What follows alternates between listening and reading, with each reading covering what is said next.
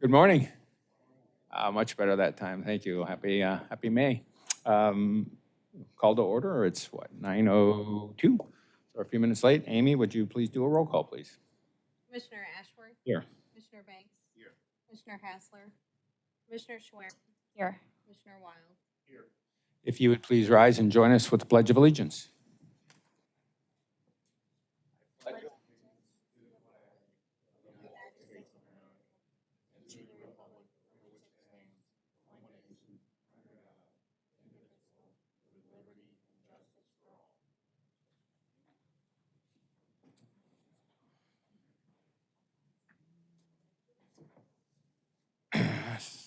My wife mentioned yesterday that she said Mother Nature got April and May mixed up. The old adage of April showers brings May flowers. She said, no, the flowers came in April and here comes the rain in May. So I think she had it right. Hopefully everybody weathered the storms last night. Before we get into our full discussion, and we've said it each of the last several months about we do this way too often, but we're going to ask for a moment of silence. And this moment of silence is pretty broad. It includes Connie Martin, who was in dispatch, who left us incredibly unexpectedly. Ashley Steffens, who was the spouse of one of our officers, who also left us unexpectedly, for the 4 law enforcement officers in Charlotte 2 weeks ago. And then there have been several of our department retirees who have left us in the last couple of weeks. So if we would all just take a moment of personal silence. What you do in that is your business, but we would appreciate it if you'd just share with us the moment. Thank you.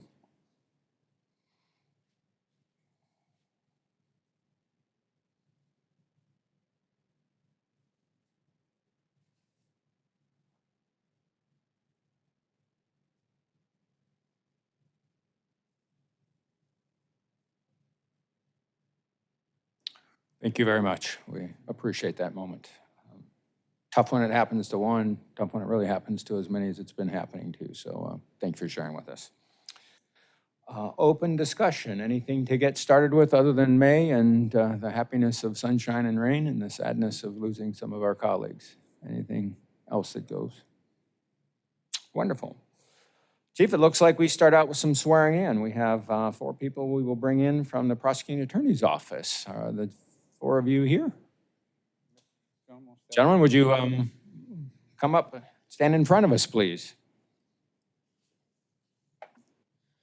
Some experienced gentlemen, so we won't do the usual thing of just take a deep breath, right? You're in front of everybody, you're on TV.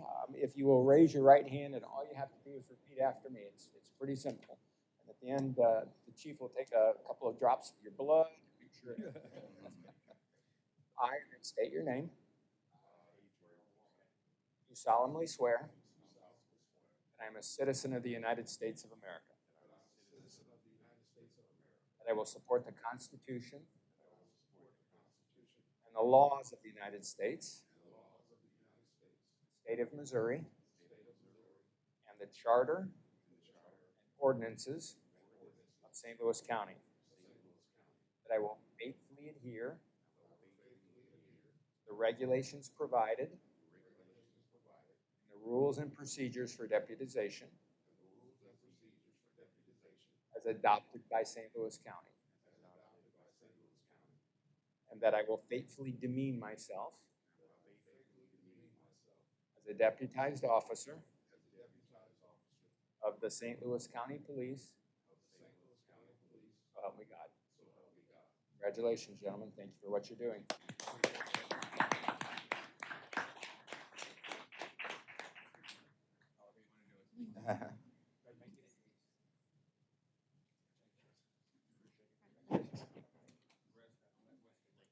Congratulations.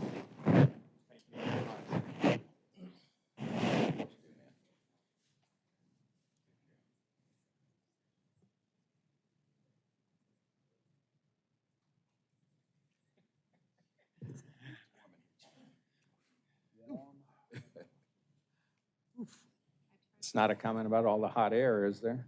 No? All right. Thank you. Bad joke. I know. Chief, you have an accommodation to do. Yes, sir? Sir, I do. I have 2 accommodations. I'm missing Charlie already. Yeah, where's Charlie today? Louis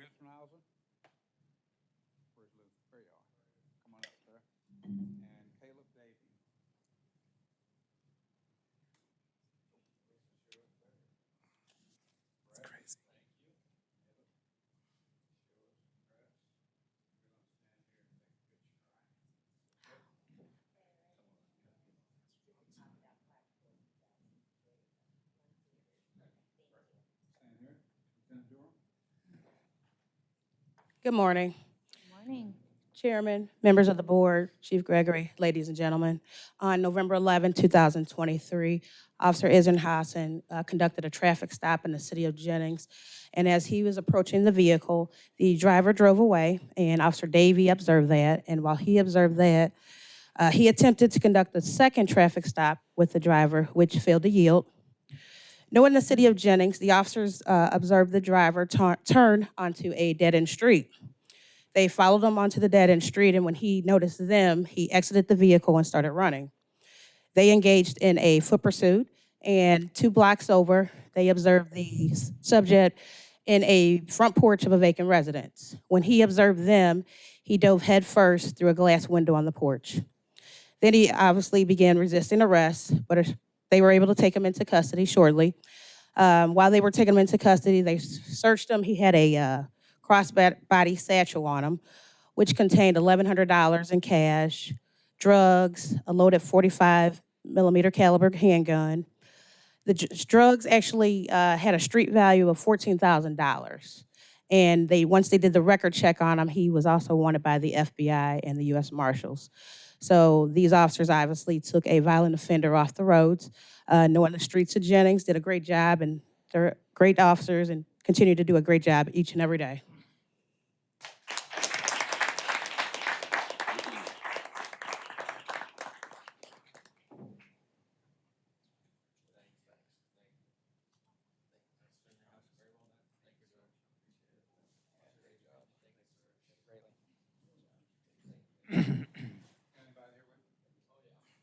Oh, yeah.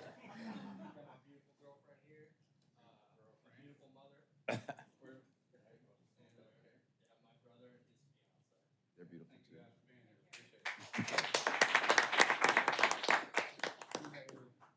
My wife is right here, Anna, and her parents, my in-laws, Bob and Judy, and then Nawa is actually here from Zambia, Africa. This is his 5th day in the United States, so he's my uncle. Oh, wow.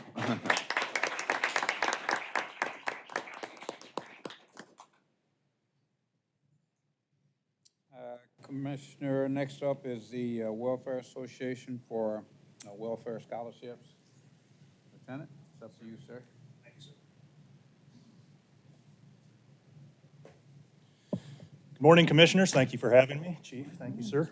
I am here on behalf of the Welfare Association. My name is Lieutenant Zach Sigler, for those who don't know me, but I'm also the treasurer of the Welfare Association. Also from the Welfare Association is our secretary, Amy Abkemeyer. It's hard to get out from over there, so she's going to stay over there. But let me just first tell a few of you who don't know what the Welfare Association is. It is a charitable organization within the police department, and the sole beneficiaries of our charitable organization are the members of this department. So the only thing you need to do to become a member is be employed by this department, and that is not only police officers, but all civilian employees as well. The Welfare Association has 2 main goals. Our first goal is to support employees in their times of need.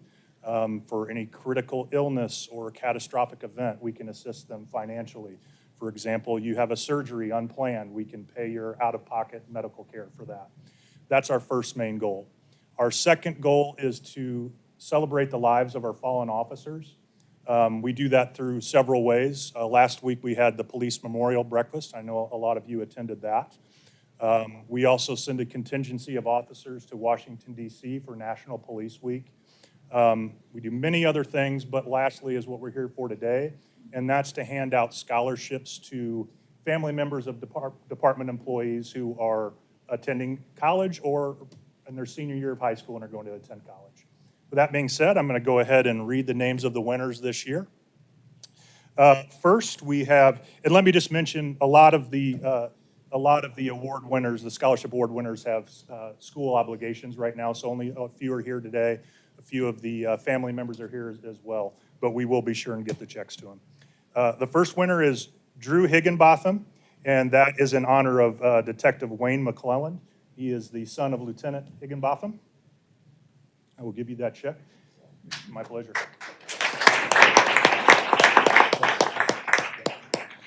I wrote a couple things down about each of the award winners. So the application process is basically to complete a professional resume, and you can also include a cover letter as well. We pick 11 winners, one in each of the names of our fallen officers, and every one of these are outstanding applicants. I mean, everybody is 3.85 GPA, 4.0 GPA, all of them are fantastic. But I picked a few things that stand out. Drew goes to Columbia College, and he is the mascot there, Scooter the Cougar. Scooter the Cougar.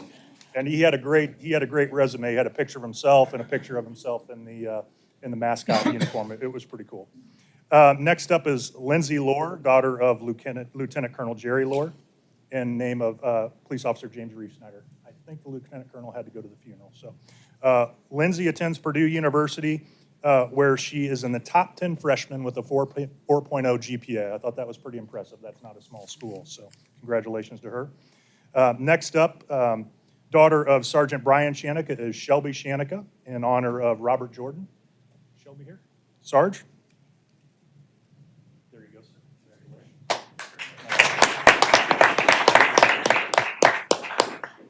Shelby is a senior at Marquette, and one of my favorite things of her resume, on the side of it, she did a very nice border wall with the names of all the fallen officers. I thought that was really cool. She really got the point there, and I appreciated that. Next up, daughter of Detective David Bello, Sophia Bello. I don't think David is here as well. Okay. She goes to Fort Zumwalt, and she is one of 6 kids who is paying her way to college. So I think Detective Bello is going to be working for us for a long time. Next up, in honor of Lawrence McCormick, is Brinley Willenbrock. Her mother is School Resource Officer Amy Willenbrock. I know they are not here today. Brinley goes to Missouri Western State, where she studies pre-law, and she is an outstanding lacrosse team member there. Next, we have Danny Morrow, in honor of P.O. Joanne Liscombe, son of Captain Pete Morrow. I know they are not here as well. Captain Morrow's on an assignment. But he goes to Parkway South, where he was an academic all-state from 2020 to 2023. And he is also going to be joining the Olympic weightlifting team at Lindenwood. So pretty impressive. Next up, we have, in honor of Detective Willie Neal Jr., Claudia Kramer, daughter of Stephen Kramer. I don't believe they are here as well, but she's heading to Marquette, where, oh, there you are. Sorry, I didn't see you in the back corner. Congratulations. Thank you very much. She's going to be a biomedical engineer. That sounds way out of my pay grade. Next up, daughter of Officer Bamer is Chelsea Bamer, in honor of Thomas Smith Jr. I know they are here. Congratulations. You go to McClure, is that right? Congratulations, John. And you're going to study criminal psychology, is that right? Impressive. We'll be happy to have you. Next, in honor of Sergeant Rich Weinholt, is John Borzillo, son of James Borzillo. I know they are here as well.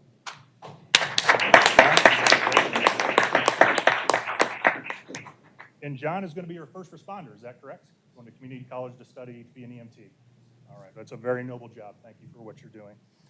Next up, we have son of Lieutenant Edgecombe, Tucker Edgecombe, in honor of Blake Snyder. Come on up, Tucker.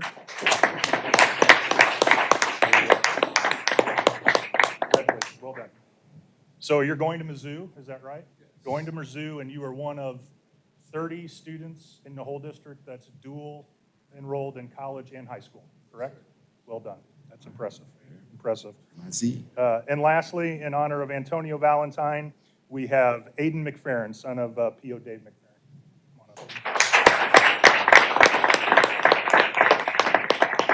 Come on up. Lindbergh High School student going to Mizzou for nursing, correct? And you were an Eagle Scout, if I remember right. Right. Very well. That's an impressive accomplishment. In the South County precinct, we did some of the precinct or the how do you say it? It's the your application to be an Eagle Scout, your project that you have to do. It's a great accomplishment. That is it. I want to thank you again for having me, Commissioners, Chief, and well done to everyone.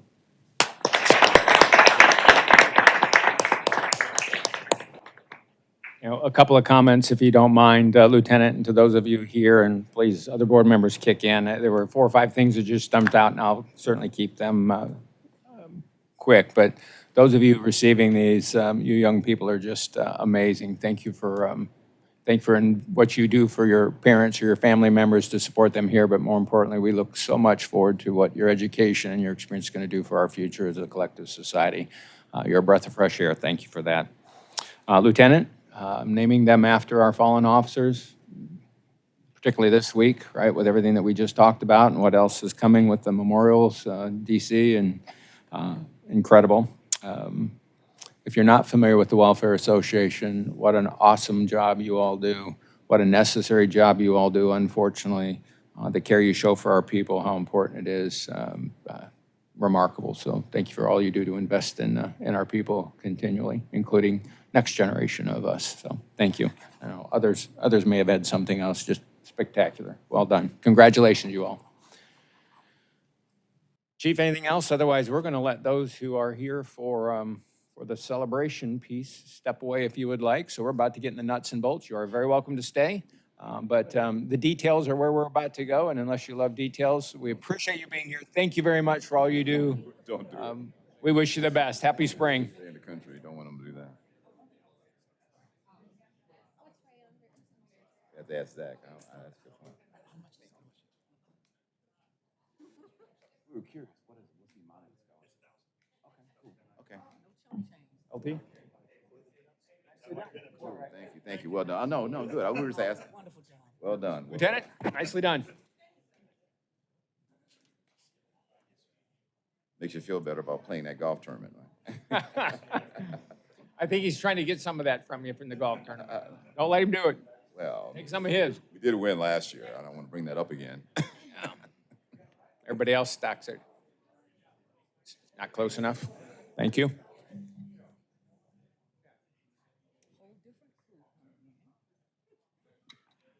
Switch. Back row is popular again. It is. Told her when she sang on Friday, made me want to go back to church almost. Yeah, it was very pretty. Saw the choice selection. Oh, yeah.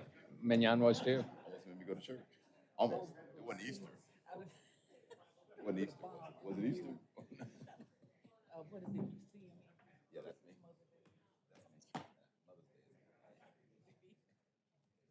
Definitely Chris, I can do it. All things considered.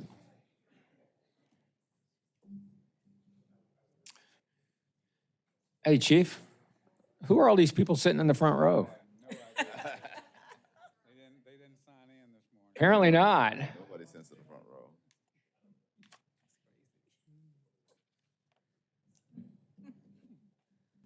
row. Your report, sir. First up with the budget is Terry Moran.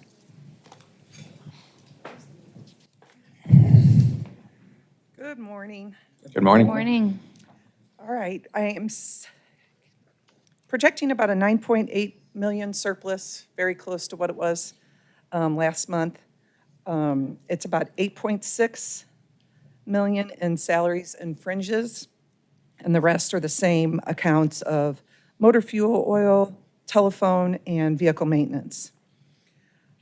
I included on your report the third page, kind of going into overtime so that you could see it.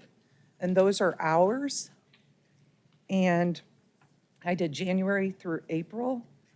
And those are the categories that they put in, when they put in their time that's in the IMP system. Those are the categories that they can choose from, just to kind of give you an idea.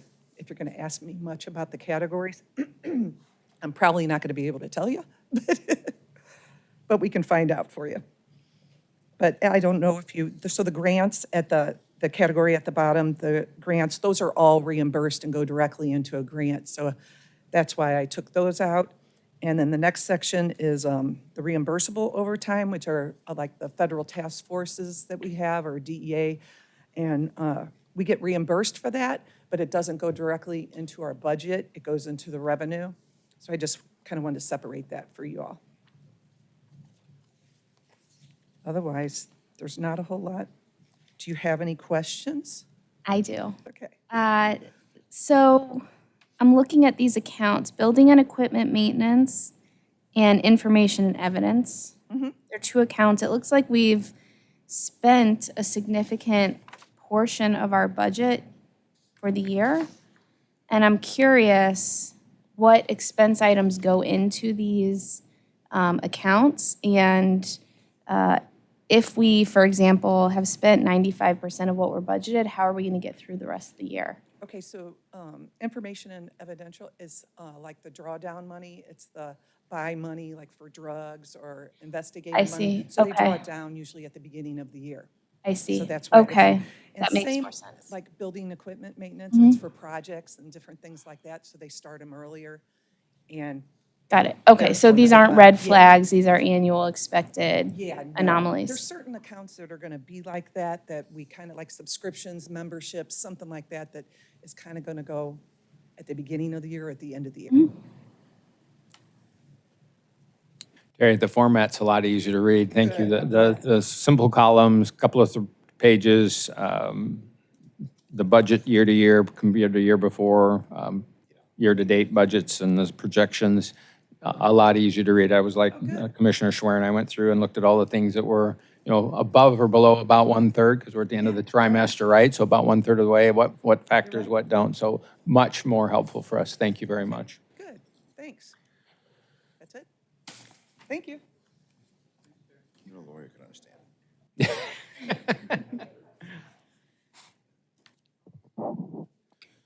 Members of the board, good morning. Morning. So obviously, this isn't our quarterly update, so we had discussed during these other ones, just being pretty brief, so I'm going to try to fly through these, obviously, if we have any questions at the end. I'll answer those as well.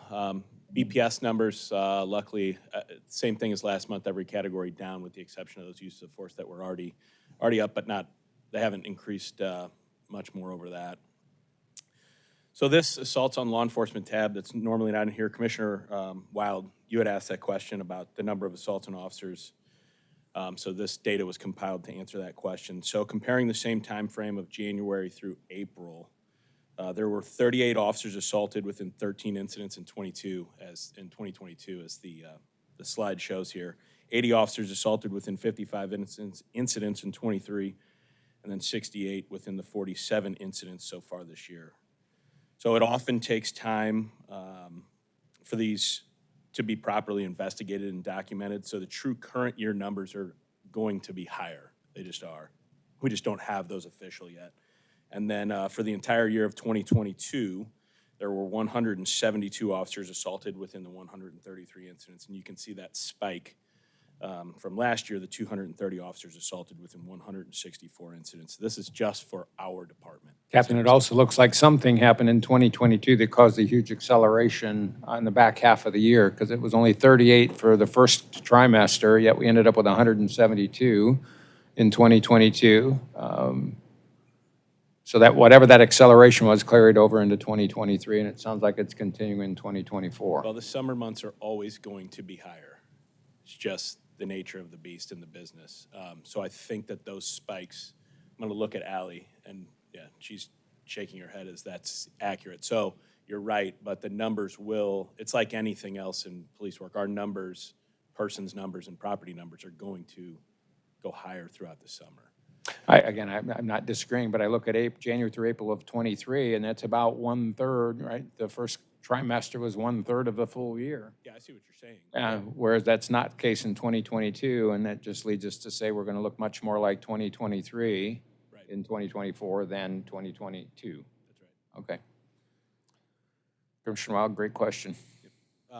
For the failure to yields, I know we talked last month about how they were down. They're obviously still down year to date, but so the main thing I want to point out is we had 237 last month in April, which is right back on par with where we were from the year before. So as I talked to Allie somewhat yesterday a little bit, and more so this morning, January and February of 23 were the lowest months that we've had on record since we started keeping this. The highest months. January and February of 24 were the lowest. So the discrepancy was there, but in the last 2 months, March and April, they have been right back to where the norm was. So maybe, I said it may have been something with the CAD system, it may have been some outliers. It looks like those were just outlier months. We'll continue to monitor as we go forward, but again, having 237 is right back on par with where we were this time last year. For the highlights, we had talked about some of this too. Great work by the men and women of the department who actually make the arrests, plus 198 from the last month. So we went from 701 to 899.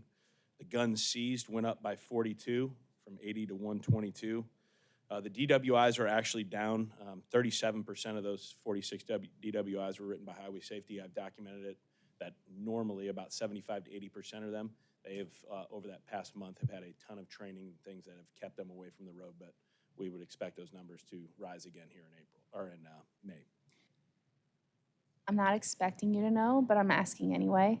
Of the guns seized, were there several single incidents that resulted in a high number of guns, or were there just a lot more incidents that resulted in guns seized? So I think a lot of the guns seized are driven from the VCI. That's where the majority of these, and the VCI's numbers were higher that last month than they were in the first 2 months.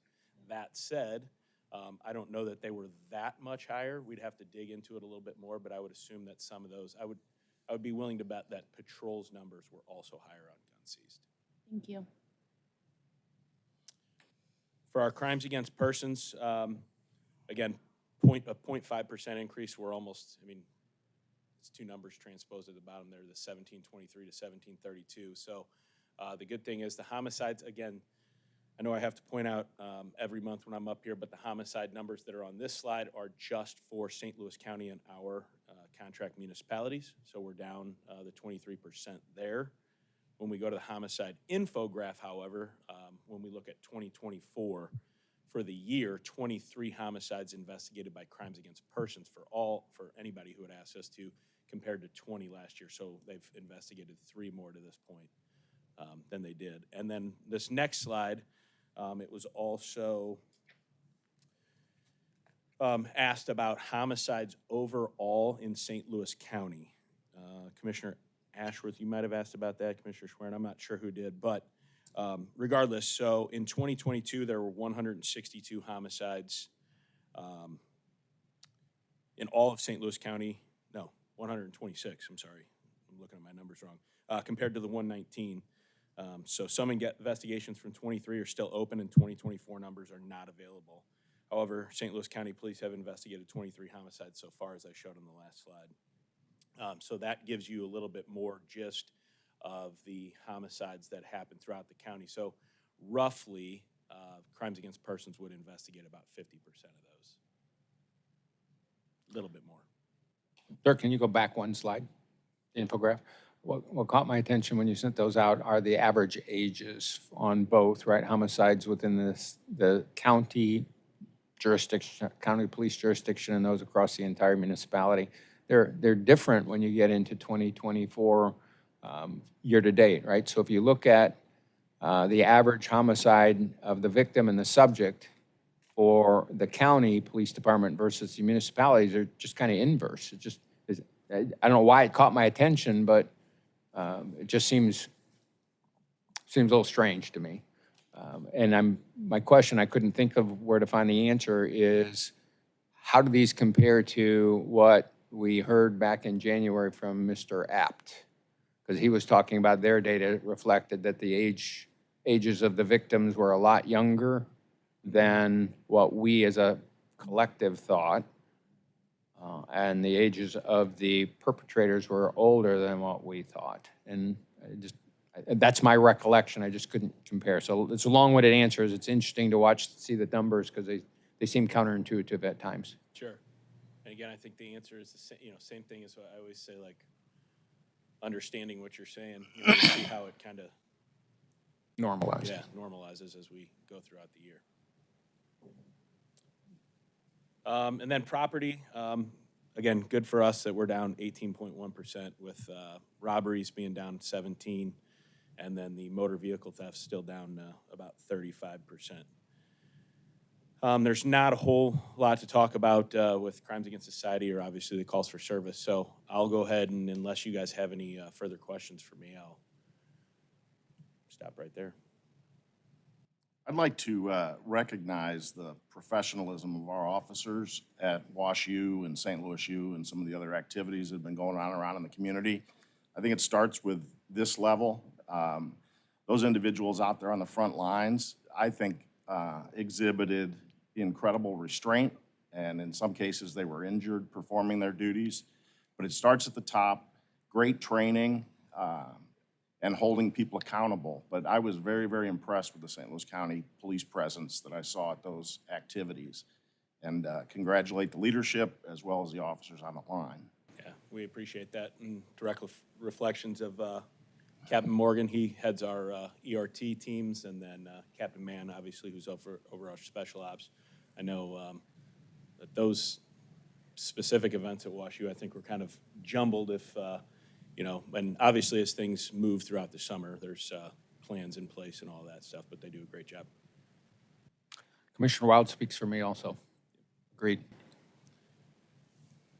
All right, I appreciate it, and let me get, I don't know if the next presentation from Ms. Wagner is up here yet. Yep.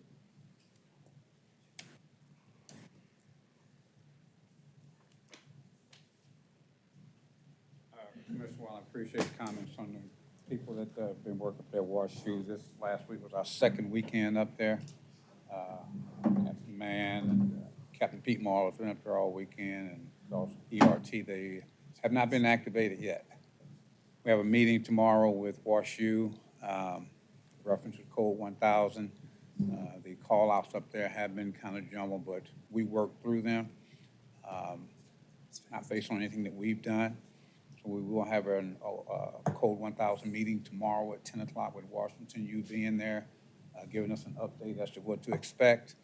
I got some numbers this morning. I think on next Friday and Saturday, they're expecting about 4,000 to 5,000 people on campus for an event. And on commencement day, they're looking for another 15,000 to be on campus. So with all this going on campuses, I'm sure they're anticipating some events. We're going to meet tomorrow. We're going to assist them as best that we can, as we have always done. So That's great. but a good job on our guys out there. All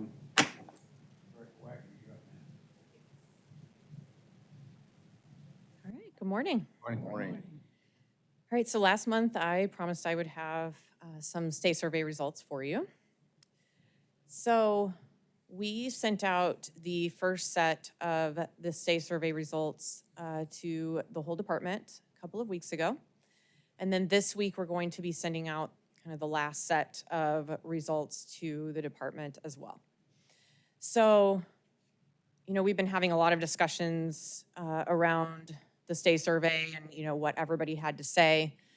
We had about 500 respondents, so we were really excited about that. Good responses. And all of the, typed responses that everybody was able to give us was about 200 pages printed. So it took a lot of time to really go through that. Myself and Deputy Chief and Chief just really went through every single page, just really disseminated the information, had a lot of conversations. Executive command staff really went through all of that. We've been working on some action plans. And then research and analysis helped me kind of put together some just organized responses. And then we've just been working on organizing all of that to make sense so that we could respond to really the frequent concerns. And that's what we'll be sending out this week. And so we had 19 frequent concerns that we really saw over and over in those responses that we wanted to really write out a thoughtful response to everybody. And these aren't responses that are really new that we've heard, but we really felt like we needed to have just some type of response to everybody, whether that be, okay, we've already fixed this. There were some that we were able to act on immediately. There were some that, hey, we're working on something and you'll see something soon. And there were some that, yes, we hear what you're saying. We can't fix that yet, but I think in the near future we can. So we had some type of response to 19 different topics. So I think that everybody being able to really read that will be able to say, okay, we feel like we've been heard. And I think that was kind of the biggest overarching thing. So kind of just the demographics, as you can see here, really the biggest kind of chunk was 5 to 9 years is kind of who we heard from the most of people that have been with the department about 5 to 9 years. And then the next biggest was 20 plus years. And then as far as the division that they were assigned to, biggest was patrol, which isn't surprising. You know, we weren't really surprised by that. You know, they are the ones that a lot of these different things are really affecting them the most. In terms of morale, so we asked it in 2 different ways. First, how they felt morale was in their specific unit or precinct. And then second, how they felt morale was overall in the department. It was very similar, but it was a little bit higher that they felt morale was just a little bit better in their specific unit or precinct, and it was a little bit lower in the department overall. And then we asked what they thought the contributing factors were if they felt that morale was low. Biggest one was manpower. Again, not surprising. That was not a shock. When you don't have a lot of people helping you with the daily job, that's going to bring down morale. The next highest was pay and benefits, which we're getting ready to go into negotiations, so we're hoping that we can impact that. And then lack of movement and promotional opportunities, which is another one that wasn't, you know, very surprising as well. And then that other category, which is where they were able to really type in some responses. And so I'll kind of talk about what some of those were towards the end. Another question that I added in that I was curious about was what they look forward to when they come to work each day. So the people that they work with was the top ranked one, which again, not surprising. I know for me, that's a big factor. You know, it's who you're surrounded by. Also the ability to make a difference. So that's key. I wanted to make sure that that is still top of mind, that is still what is driving our people. And then how can we improve experience within the department? So improving internal communication, that's huge. And so again, that was one of the key factors that kept coming up in the typed responses was communication. So that's one of the things that we are addressing in those, in that document that we'll be sending out is how we're improving communication. Also providing leadership development opportunities. So last month when I talked about the Leadership Development Institute, that's gonna tie right into that. So people are hungry for that. So that's gonna be key. So this question about I receive clear and actionable feedback on a consistent basis. So you'll see 2 graphs here, but one is the actual number of respondents, but the other one's the actual percentage. So receiving feedback on a consistent basis, really people were pretty neutral about this, and then 33% agree. So I think we can do better. I think this shows that we need to do better on giving consistent feedback. So I think that's something that tells me that we need to incorporate that in our leadership development, how to give consistent feedback, and the fact that we need to give consistent feedback. People are hungry for feedback. They want that. And then the department cares about my needs and well-being. So again, it was really kind of that neutral. Some agree. It kind of leaned towards that agree. What aren't we doing to get that across that we care about them? You know, we have our wellness division, but you know, we can sit here all day long and say, hey, we have these resources for you, but we're not getting that message across if more people don't agree that we care about their needs and well-being. So what can we do better to get that message across? How much of that is tied to my immediate leader, right? Right, exactly. So, you know, it comes down, so part of the response that we did about communication, and also there was an overarching theme that command staff is a little bit disconnected. So we addressed that in our document as well. So it's about connecting with our people, you know, as leaders. which comes down to talking to them about their daily lives, right? Like, how's your family? And all, we get so busy with what we're doing as leaders, our daily tasks, that we forget to sometimes just talk to our people. And I think that ties right into the needs and well-being, you know. You just start kind of going into autopilot and you're just go, go, go. You walk right by somebody and just don't think just like, how are you? Or how was that concert last weekend? Or just little things. And so that can tie right into that as well. Isn't the purpose of leadership to lead people? Absolutely. So these two questions also spoke volumes. Would you recommend the department as a place to work? So 63% said yes. However, have you seriously considered leaving the department within the last year? Now, you'll notice that these percentages add up to more than 100%, and that's because they could answer, yes, I've considered leaving to go to another law enforcement agency.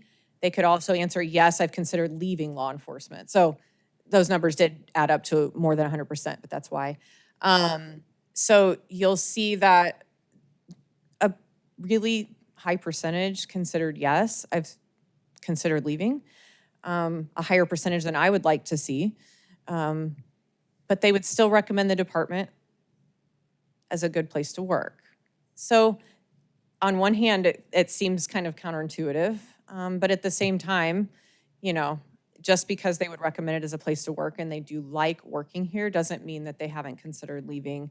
And a good percentage has considered leaving law enforcement. You know, it just, that manpower issue again, you know, when you're burnout, sometimes you kind of think I might leave the industry. Do you mind if I jump in? Yeah, of course. Was the question, have you seriously considered leaving the department? Was that just the question? Uh-huh. It was, yes. It was exactly how it read. I think it's a good question. I also think it could be interpreted in many different ways, and I think it would be interesting.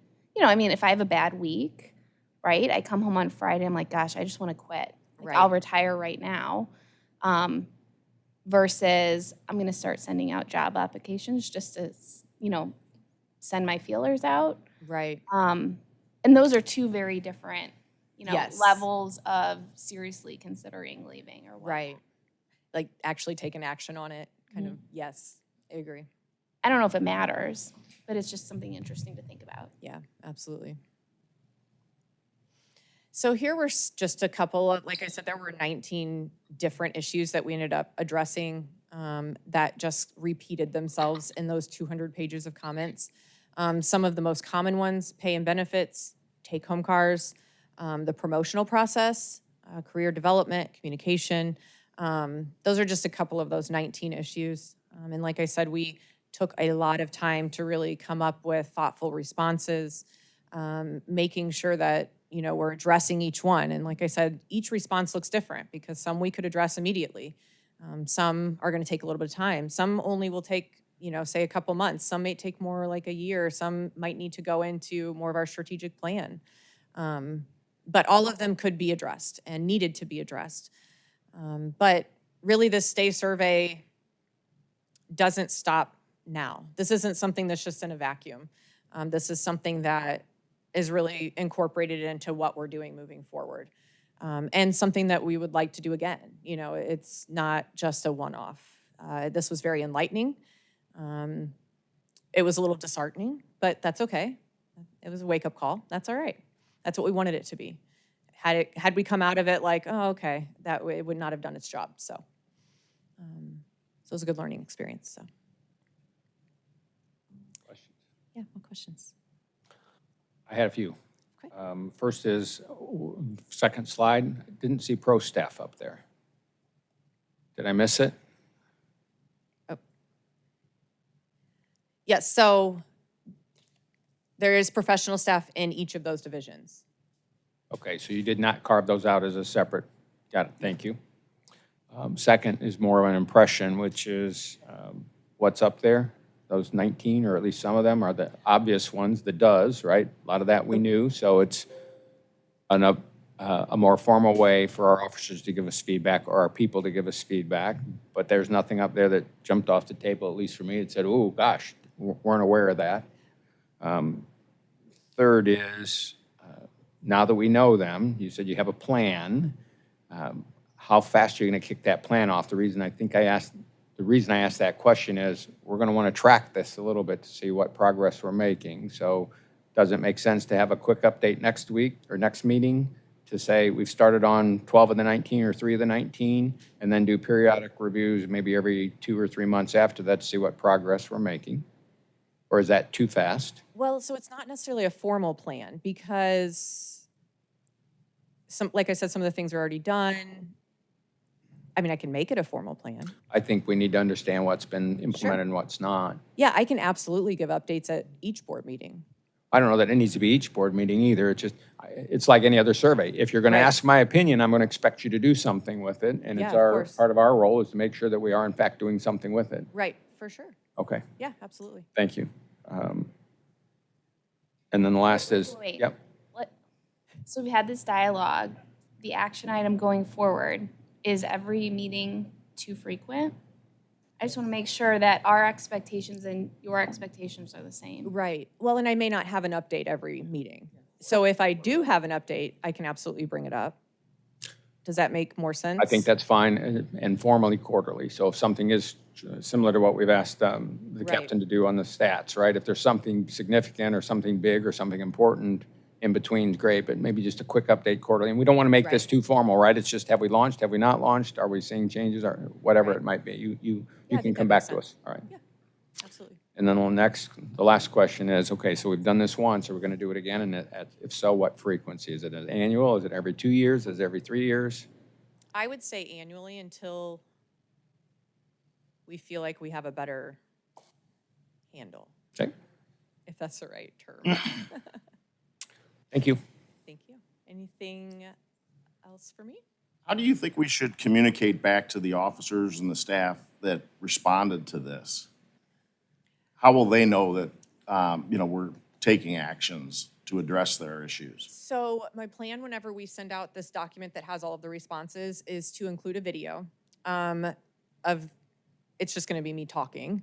But I felt like that was a little bit more personal than just a typed email.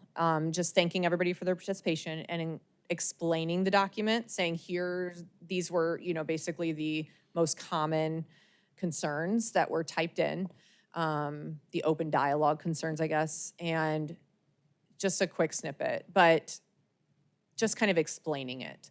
So I feel like that would be kind of sufficient to say, this is what it is. We heard you. Thank you for your participation. We'll do this again in a year. But moving forward, here's our plan. Might be good to say in that video that maybe November 1st or so, I'll be back with you to let you know how the progress we're making. Yeah, absolutely. Because I think if we don't keep this on the table in view of people, it just tends to get pushed Right. aside. Like they sent this out and then it was just kind of a one and done. And probably it will encourage participation for the next survey Yeah, that you do. absolutely. I thought it was a very well-done process. Congratulate you for the effort. Thank you. I'd like to add one thing, that in your feedback, that you make it known that the board is engaged also. Because sometimes I think that the vast majority of the department doesn't realize that we get this kind of information and are more than willing to work with it. Yeah, that's true. Absolutely. Yeah. All right. Thank you for your leadership. Thank you. All right, thank you very much.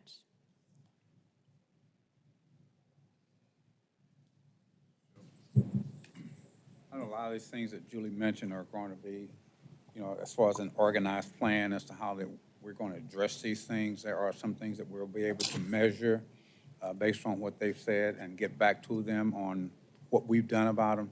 But there's going to be some where we're just going to have to work toward making them understand that we're concerned about pay and take-home cards and all that stuff. And it's not a whole heck of a lot that we can do about it right now. But just to get back to those things that we can measure. Because I don't care what survey we put out there, we get some of these same complaints on every one of them, whether it's a stay survey or whether it's a survey we did before strategic plans. It's these same things that we get. And as much as we like to think that we've addressed them, we continue to get them, but we will continue to address these things. And those that we can get back to you, that we have been able to measure, we'll let you know, and we'll let the staff out there know that we're working on these things. Chief, thank you. What I heard in Commissioner Wild's comment is the broader context of, you can tell me once, and I may remember it 3 months from now. If you tell me with great frequency, you're going to impress it upon me more, right? So he put a 6-month out there. You heard us say we want quarterly updates. It seems like there's some sort of regular communication that says, here's what you said, here's what we're working on, here's what you said, here's what we're working on. It doesn't have to be measurable. It just has to be something that stays in front of me personally. I'll speak for myself. You tell me now and 8 months from now, I'm not going to remember, right? I've got too many other things going on. So it's part of a communication strategy is what I heard. I think what Commissioner the Wild chief say. said was spot on, and that's that it's an education process. Just because they identified things doesn't mean we're just gonna check the box and fix everything. The issue of take-home cars, I think it's an educational thing that you tell them that if we were gonna have a take-home car for everybody, the cost would be X. We'd have to get another 300 vehicles. Insurance goes up. So I think when people can connect all those dots, which is what you're saying. And that's a part of the communication part of it, is that we got to get that information out there to them, because if we don't get that out there to them, every survey that we get, we'll get take-home cars. And we would hope that you would understand the cost that it would take to get everyone a take-home car. It's impossible right now. So, but we keep getting it. So we'll work on these. We'll get anything that we can measure back to you. But in the end, I think when they put these concerns out there, they want to see something physical that we've done about it. They want to see something physical that we've done about it. And a lot of those things that we can't do anything physical, just let you know that we're working on it. It's a concern of ours too. So anyway, that's all I have, Commissioner. Director, could you come back up for a moment? Can you give us a quick update on where we stand on staffing and recruiting? That would be helpful, wouldn't it? So we are currently 143 positions short for commissioned officers.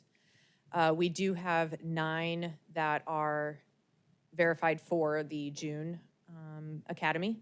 We're expecting to be at 16, though, for that academy. So we just are pushing a couple more through for that academy. So it looks like it's going to be a really strong academy.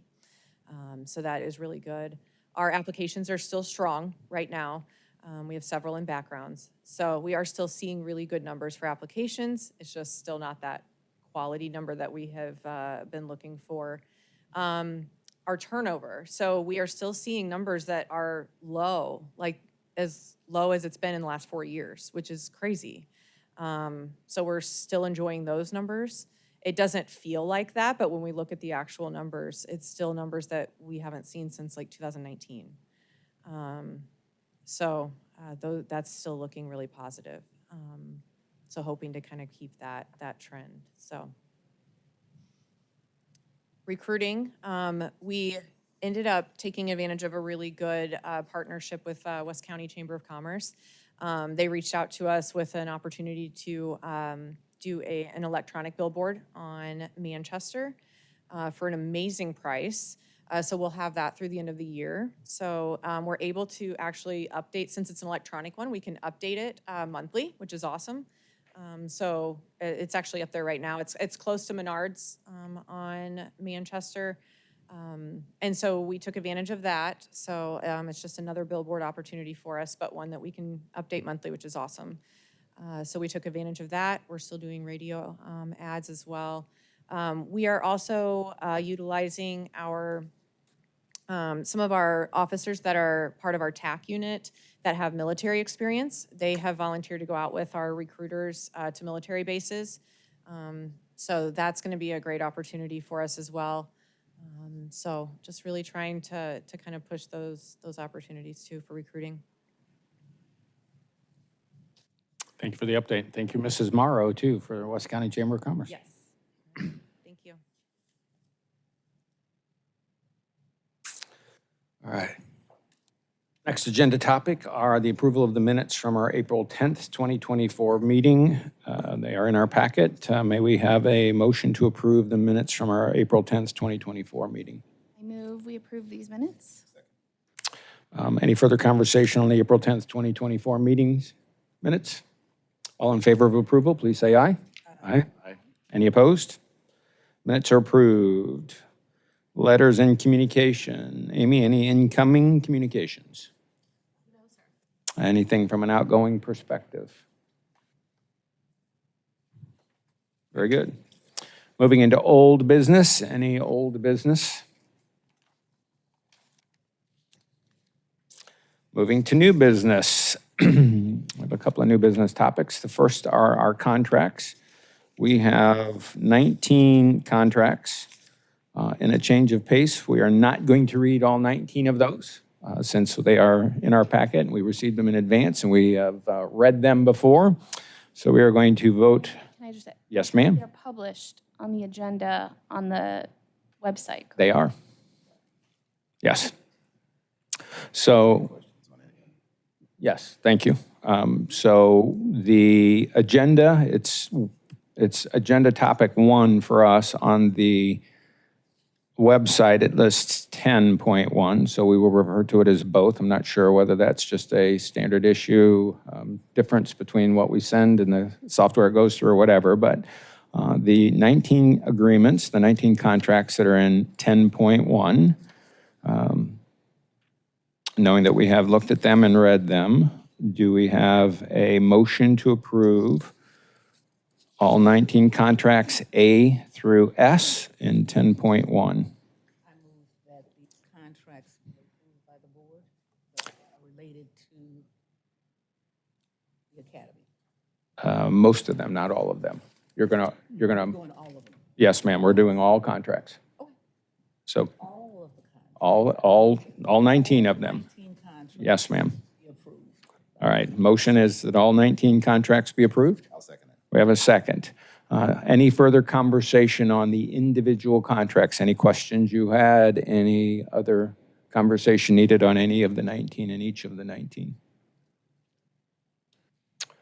I have no question, just a comment. I think it's very exciting that we have these several police service agreements for SROs with new schools. I did the same thing. There's, I think it was 13 different officers and 10 different vehicles with the school districts that have applied, and they carry out to 2027, which was also nice to see. So thank you. Any further conversation? Thanks for the comments. All in favor of approving all 19 contracts as outlined in both the website and in what's been presented us, please say aye. Aye. Any opposed? We have 19 contracts approved. Thank you.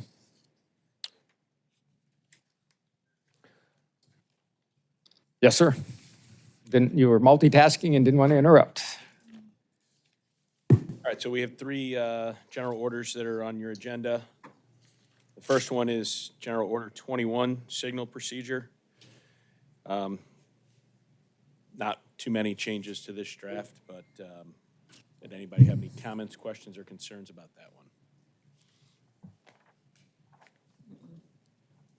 All right. Yes, so may we have a motion to approve General Order 24-038, which is, oh, sorry, let me get them straight. I got them backwards here. My apologies. 24-021, which is signal procedure. I move we approve General Order 24-021. We have a second. Any further conversation on the signal procedure, General Order 24021? All in favor of approving 24-021 signal procedure general order, please say aye. Aye. Any opposed? All right, the second one is 24038, tuition reimbursement. Again, minor changes that came from county government, basically, and how tuition reimbursement checks are mailed and minor edits to other sections just to provide clarification. Questions?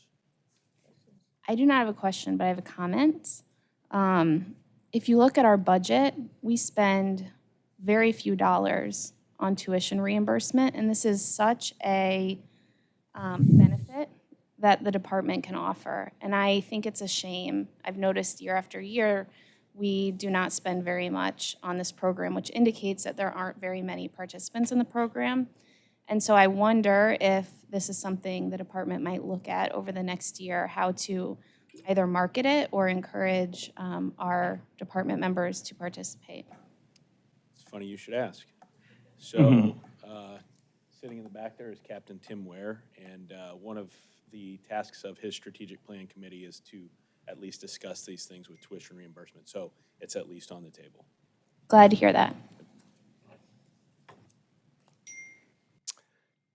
Whether it's appropriate now or not, it's appropriate someplace. I'll indicate that there was the only thing that really jumped out at me was section 3C, where we are now including out of pocket. So if I'm paying for my tuition out of my own pocket, it is also covered, which I'm sure that's probably the way it's always been. It was just nice to see it articulated and written down that way. So just a comment. Good to see it. It's good, nice addition. May we have a motion to approve tuition reimbursement general order 24-038? I move we approve General Order 24-038. Thank you. We have a second. Any further conversation, any questions on general order 24-038? All in favor of approving tuition reimbursement general order 24-038, please say aye. Aye. Any opposed? Passed. Thank you, sir. All right, and last one is 24-066 inspections. Again, minor changes to this, but changes to this draft included the addition of formal and informal line inspection procedures. And basically, P.O. Venzel, Richie Venzel, the staff inspector, was obviously instrumental in helping with the rewrites of this one. So any questions, comments, or concerns on this? I had two quick questions, and they're both related to the 6 months. So the first one is, why are formal line inspections required every 6 months? Where's the 6 months? Not 3 months, not 12 months? Why 6? Is there any rationale to it? No, I mean, that's just the way that whenever the inception of this general order came in, it was labeled as 6 months, and every time that, as you can see, the last, I think this cancels, its last written in 2015, so those things are discussed, but it was decided to keep it at 6 months. Okay, thank you. And the second one, I said 6 months. This one's about 6, so they're both about 6. This one's 6 years. Why is record retention at 6 years for these? Seems like a long time for an inspection, but maybe I'm missing something. Yeah, and without Richie here, he's, like every week, he's in the Bahamas or something. So, yeah, he's in Florida. Without him here, so he, all kidding aside, he, I know he has like the records retention schedules for county government and things and goes a lot off that. So I'd be speaking out of turn to say exactly why, but. As long as there's a rationale behind it and it's not just what we've always done, Sure there okay. is. All right, thank you. Any further conversation? Sorry. May we have a motion to approve inspections general order 24-66? I move that we approve General Order 24-066. I second that motion. Any further conversation on inspections general order 24-066? All in favor of approving 24-066, please say aye. Aye. Any opposed? Sir, you have 3 general orders approved. Thank you very much. Likewise.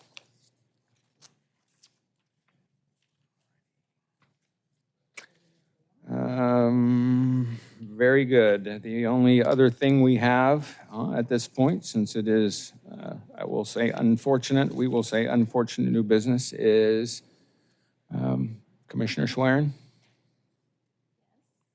We wanted to, as a department and as a peer of board members, we wanted to provide you with 2 things. The first is a certificate of appreciation signed by all of us, including the chief, thanking you for all of your service and how you served us. So we appreciate it greatly, ma'am. Thank you very, very much.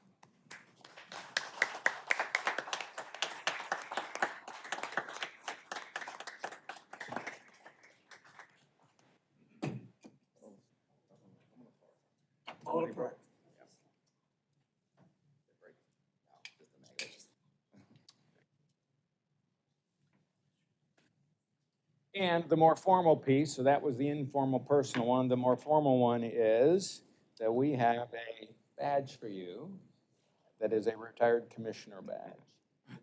Continue to wear it proudly like you do your other badges and continue to serve us however you choose to. Another hug from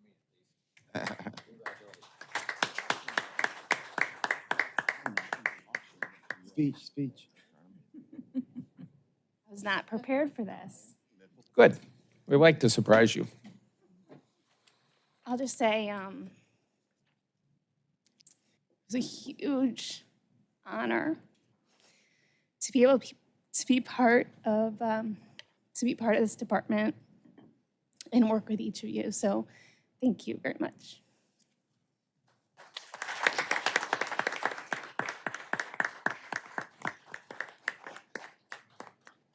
It has been a privilege and a pleasure.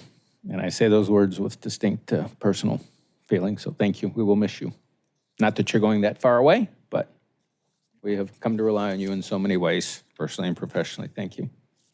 Don't be using that badge to get yourself out of tickets. Thank you for bringing some levity. Commissioner Banks will take care of that. You call me. On speed dial. Excellent. Anything from a public forum perspective? Wonderful. The Board of Police Commissioners may go into closed meeting for legal advice and review of claims and lawsuits involving the police department, Section 610-0211 RSMO, and Section 114.0201 SLCRO, discussion of employee and personnel matters, Section 610.0213 and 13 RSMO, and Sections 114.020.13 and 13 SLCRO, preparation and discussion for negotiations with employee groups, Section 610.0219 RSMO, and Section 114.02019, discussion of security measures and investigative information that if disclosed, has the potential to endanger the health and safety of individuals or public, Section 610.02118A RSMO, 114.020123 SLCRO, discussion of operational guidelines, policies, and specific response plans developed, adopted, or maintained by the department for use in responding to or preventing any critical incident which has the potential to endanger individual or public safety or health, where the public interest in non-disclosure outweighs the public in disclosure, Section 610.02118D RSMO and 114.02021 SLCRO. May we have a motion to move to closed session, please? For all of these reasons, I vote we move to closed meeting. And I'll add a little comment. You got the order right. this time. I can get there. I'm slow, but I get there. May we have a second, please? Second, Amy, roll call vote, please. Commissioner Ashworth, Yes. Commissioner Banks, Yes. Commissioner Hassler, Yes. Commissioner Schwerin, Yes. Commissioner Wild. Yes. We are in closed session. To the rest of you, have a healthy May, and for those of you who are visiting DC, thank you very much. Enjoy the services. Hello again. We are back from our closed session. We voted in closed session to return to open session. Each of us voted in the affirmative. The only other topic we have is we have set June 5th for our next board meeting date. Anything else? May we have a motion to adjourn? Second. Any further conversation on adjournment? Amy, would you do a roll call vote, please? Commissioner Ashworth, Yes. Commissioner Banks, Yes. Commissioner Hassler, Yes. Commissioner Schwerin, Yes. Commissioner Wild. We are adjourned. Thank you.